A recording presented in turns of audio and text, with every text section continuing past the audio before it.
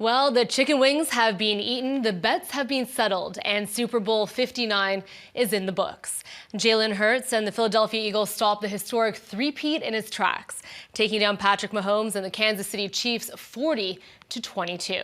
And while it was a one-sided game from the start, the television event of the year always provides so much to unpack.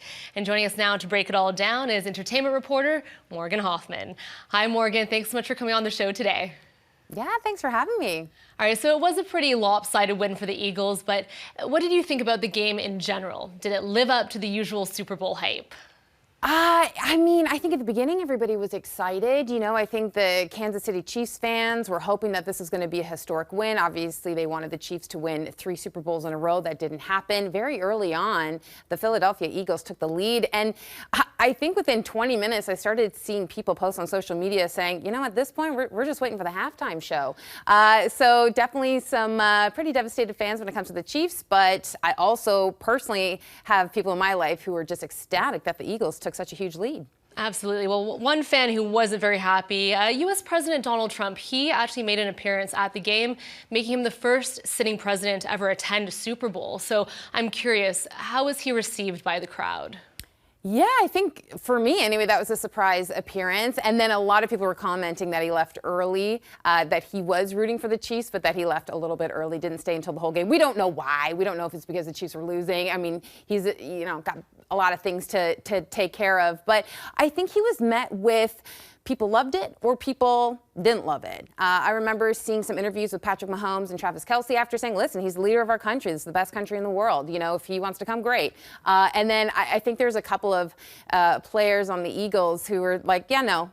So I think, especially when I was looking online to see the reaction, some people were like, great. And other people were just no. And that's based on, how they feel about President Donald Trump as the president.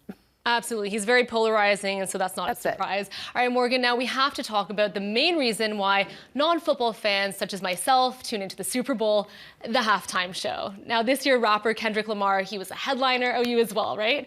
SZA also performed along with some non-musical guest appearances. So what did you make of the performance and the reaction that it's getting? So I loved this performance. This is exactly what I was expecting from Kendrick Lamar. He's the first solo rap artist to headline a Super Bowl performance.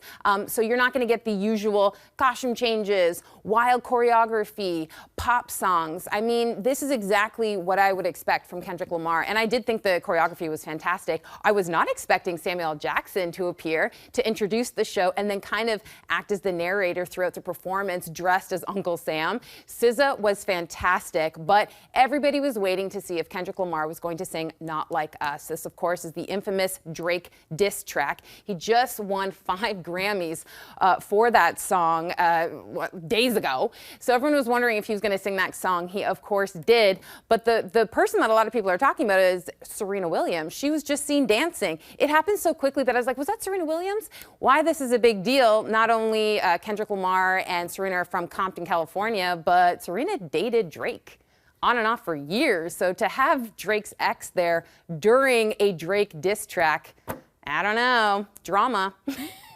And so let's talk about that really quickly. Being the target of a diss track that's performed on a stage as big as the Super Bowl has to sting, and especially seeing your ex up there on stage crip walking at this performance. So Morgan, where in the world is Drake right now? That's a great question. So many people were like, is he watching this? How's he feeling right now? So he's on the other side of the world right now. He's in Melbourne, Australia. He kicked off a new tour at the beginning of February, and he hasn't come out publicly to say anything about even the Grammy wins that Kendrick Lamar received for this Not Like Us diss track, or even about the halftime performance. But what he did say on one of his opening shows to the crowd in Australia was just, "I'm still alive." So I think we're all waiting to see if he's going to respond to this in any way. All right, we'll wait with bated breath. All right, with Taylor Swift being at the Super Bowl, though, she was one of the celebrities who was in the stands, of course, cheering on her man, Travis Kelce, but she did not receive a very warm welcome from the crowd. Were there any other celebrity appearances that stood out to you, Morgan? Yeah, I wasn't expecting everyone to boo her, but I thought she handled that really well.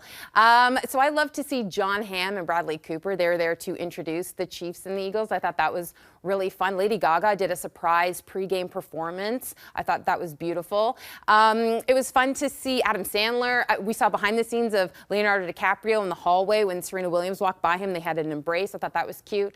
So this is just kind of one of those games where you're always like, okay, who's in the audience? Who can we see? So yeah, there was a lot of celebrities. I wasn't expecting as many people to be actually at that game, but it's cool. I mean, it's one of the biggest, events of the year. So yeah, those stood out to me. Absolutely. It's not really about the football, Morgan. It's more about the celebrity watching in the halftime show. 100%. Thank you so much for breaking that all down for us. We appreciate it. Thanks so much. That is entertainment reporter Morgan Hoffman.